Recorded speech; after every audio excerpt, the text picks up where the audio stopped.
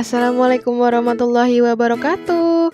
Halo anak-anak kelas 6, apa kabar? Semoga kalian dalam keadaan sehat ya. Sebelum mulai belajar, mari kita berdoa terlebih dahulu. Berdoa dimulai.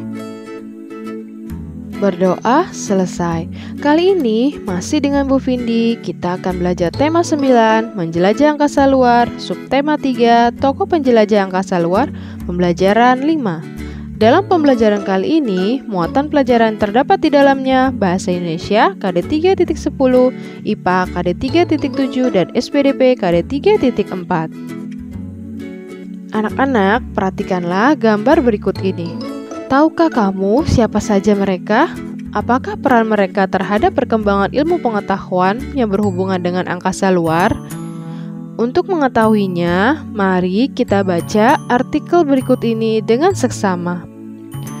Menyibak rahasia di angkasa luar dari masa ke masa.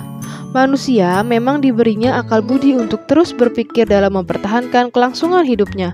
Rasa ingin tahu manusia juga yang membuatnya selalu mampu meningkatkan kesejahteraannya. Banyak rahasia alam semesta yang terkuak sedikit demi sedikit. Hal ini sejalan dengan berkembangnya ilmu pengetahuan dan teknologi. Begitu pula dengan rahasia luar angkasa.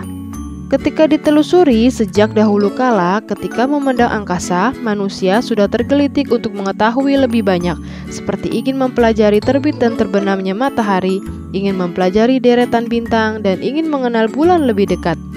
Di Wiltshire, Inggris ditemukan Stonehenge yang diperkirakan ada sejak tahun 2000 sebelum Masehi. Stonehenge berwujud sekumpulan batu raksasa yang disusun ke atas dalam sebuah lingkaran besar.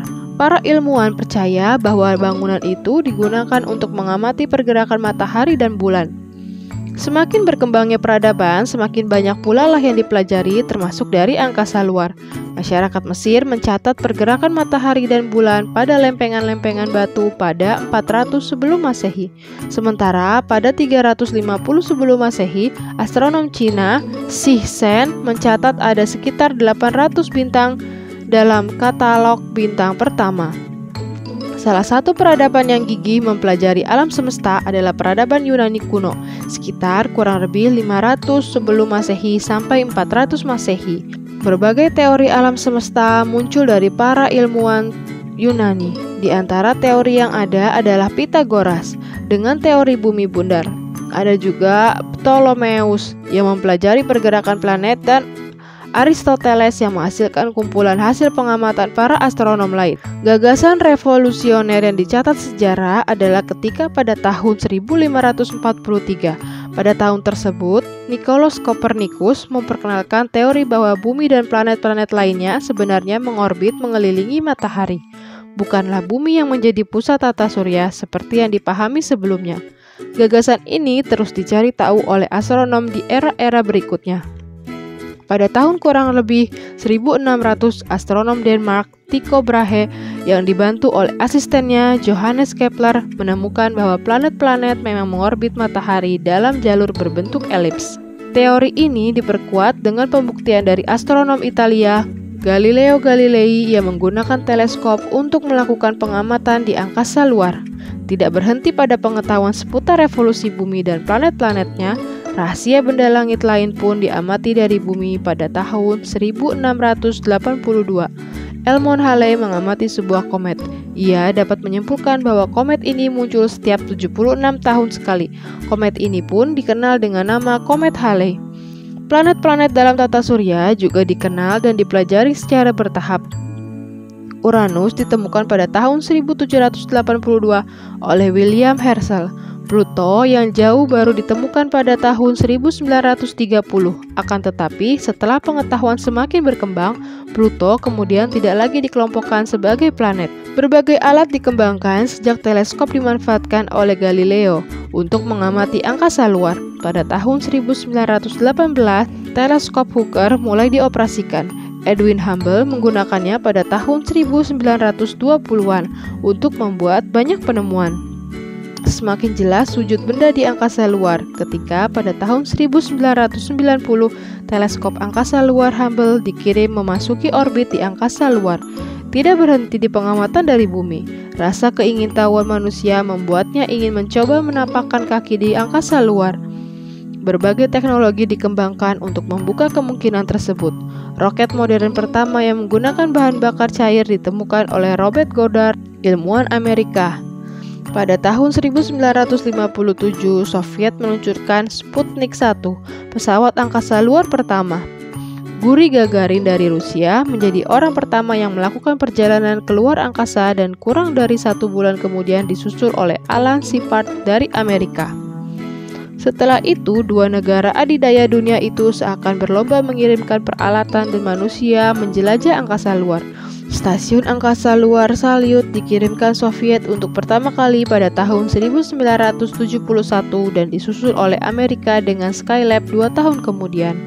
Berbagai misi pesawat penjelajah diluncurkan. Pioner ke Jupiter pada tahun 1972. Voyager mengeksplorasi Jupiter, Saturnus, Uranus, dan Neptunus pada tahun 1977. Pada tahun 1981 diluncurkan pesawat ulang-alik pertama Columbia. Pesawat ulang-alik ini mengangkasa bersama 10 astronot dan tinggal di angkasa selama lebih dari 1 minggu. Planet Mars kemudian mendapat giliran dijelajah dengan dikirimnya penjelajah Sojourner dengan pesawat luar angkasa Pathfinder. Tidak semua usaha manusia menambah pengetahuannya tentang angkasa luar berjalan mulus. Duka juga pernah menyeliputi dunia ilmu pengetahuan. Pada tahun 1986, pesawat ulang-alik Challenger meledak setelah lepas landas. 7 astronot yang ada di dalamnya turut menjadi korban. Cerita dari penjelajahan juga tidak tersampaikan sepenuhnya ketika pada tahun 2003 pesawat ulang-alik Columbia bersama 7 astronotnya hancur lebur dalam perjalanan pulangnya ke bumi setelah 16 hari di luar angkasa. Usaha penemuan tidak sekejap berhasil, akan tetapi rasa ingin tahu manusia mengasah semangatnya untuk pantang menyerah menjelajah angkasa luar guna membuka wawasan baru bagi warga bumi. Setelah membaca artikel, kalian jadi tahu ya siapa saja tokoh-tokoh pada gambar tadi. Berikut ini adalah peta pikiran dari artikel yang sudah kita baca.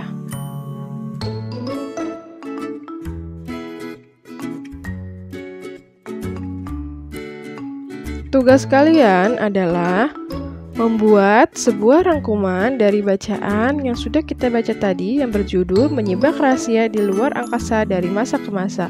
Dan buatlah sebuah rangkuman dari peta pikiran yang telah Ibu sajikan.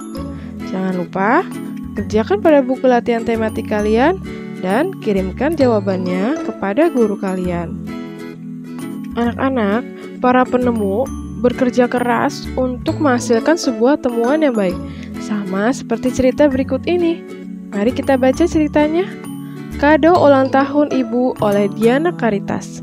Sakif termenung pagi ini di kelasnya yang masih sepi. Sakif memang biasa datang pagi ke sekolah. Namun biasanya ia akan main bola di lapangan sekolah dengan atau tanpa teman. Ia memang suka bermain bola. Amir yang datang kemudian memperhatikannya dengan heran. Tidak biasanya, pikir Amir. Selamat pagi Sakif, sapa Amir. Nampaknya ada yang sedang kamu pikirkan ya? Tanya Amir. Amir dan Sakif berteman cukup dekat. Mereka juga anggota tim sepak bola di sekolahnya.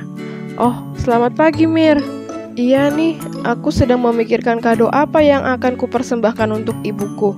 Ibu hendak ulang tahun minggu depan. Kali ini aku ingin memberikan sesuatu untuk beliau. Tapi aku bingung, kira-kira apa yang bisa aku berikan ya Mir? Tanya Sakif. Wah, aku juga pernah seperti itu ketika harus mencari kado untuk ibuku. Yang aku tahu ya Kif, ibu paling suka sesuatu yang dibuat oleh anaknya sendiri. Ibuku terharu sampai menangis ketika aku hanya memberikan kartu ucapan ulang tahun yang aku buat sendiri untuk beliau, cerita Amir. Wah, idemu menarik Mir, kata Sakif dengan mata berbinar. Terima kasih Mir, aku tahu apa yang akan kuberikan untuk ibuku. Yuk kita main bola yuk, masih ada waktu sebelum mulai pelajaran pagi ini, kata Sakif bersemangat. Pada jam istirahat, Sakif bergegas menemui Pak Barno, guru kelasnya. Setelah berbincang sebentar, keduanya berjalan beriringan menuju ruang guru. Tak berapa lama, Sakif membawa sesuatu di tangannya. Ia tampak gembira, lalu mendekati Amir yang sedari tadi menunggunya di depan kelas. "Mir, aku sudah mendapatkan sesuatu untuk ibuku. Pasti beliau senang sekali," jelas Sakif riang. "Wah, cepat sekali, Kif. Boleh aku tahu benda apa yang akan kamu berikan untuk ibumu?" tanya Amir tidak sabar. Sebenarnya ini kejutan untuk ibuku, tapi karena kamu yang membantuku mendapatkan ide ini, bolehlah aku beritahu kamu. Tapi nanti bantu aku ya membungkusnya," kata Sakif. Lalu ia membuka kertas koran yang digunakannya untuk membungkus benda itu. "Wah, hebat, ide yang keren. Ini kan patung konstruksi dari kaleng bekas yang kamu buat beberapa minggu lalu. Dan tahukah kamu bahwa patung yang kamu buat ini memang bagus sekali. Pasti ibumu suka," kata Amir tak kalah gembira. "Ah, jadi ini yang kamu bicarakan dengan Pak Barno tadi ya?" selidik Amir. "Betul, aku mengatakan sejujurnya kepada Pak Barno untuk meminta patung yang pernah aku buat itu untuk dijadikan sebagai hadiah ulang tahun ibu. Karena patung ini sudah dinilai dan minggu depan akan dibagikan ke kita semua. Maka Pak Barno tidak keberatan aku memintanya lebih dulu. Hanya beliau berpesan agar aku membungkusnya dengan rapi supaya teman-teman lain tidak berbondong-bondong datang kepada beliau meminta patung buatan mereka," tawa Sakif. Nah, anak-anak, dari cerita tersebut, apakah kalian memiliki pengalaman yang sama dengan cerita tersebut? Atau kalian pernah menonton dengan cerita yang hampir sama dengan cerita tersebut? Pasti akan ada perbedaan dan persamaan dari cerita tersebut dengan pengalaman kalian. Berikut ini salah satu contohnya. Tahukah kamu cara membuat patung seperti tokoh utama di atas? Sebelumnya, kamu telah mempelajari beberapa hal tentang patung. Sekarang waktunya kamu mempelajari beberapa teknik membuat patung. Yuk kita simak bacaan berikut. Patung konstruksi sederhana. Membuat patung dengan teknik merakit atau konstruksi memiliki beberapa kelebihan dibanding dengan teknik lainnya seperti memahat, membentuk, atau membutsir. Membuat patung dengan teknik-teknik konstruksi dapat menggunakan bahan apa saja yang ada di sekitar yang mudah didapat. Teknik konstruksi dengan menggunakan bahan bekas baik berupa kertas, plastik, kayu, dan logam. Akhir-akhir ini banyak dijumpai. Patung dengan teknik sangat sederhana sampai patung yang memiliki tingkat kerumitan dan kesulitan yang tinggi. Patung dengan teknik konstruksi juga dapat digunakan para perancang dan ilmuwan untuk membuat sebuah model mereka sebelum mereka membuat benda yang sebenarnya.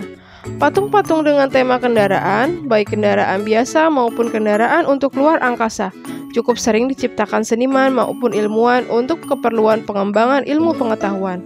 Kamu tentu tidak perlu berpikir untuk membuat patung dengan kerumitan yang tinggi. Kamu hanya perlu merancang tema, mencari alat dan bahan yang ada di sekitarmu, lalu mulai membuatnya. Berikut ini adalah salah satu cara membuat roket sebagai salah satu kendaraan keluar angkasa yang dapat kamu jadikan contoh sebelum kamu merancangnya sendiri.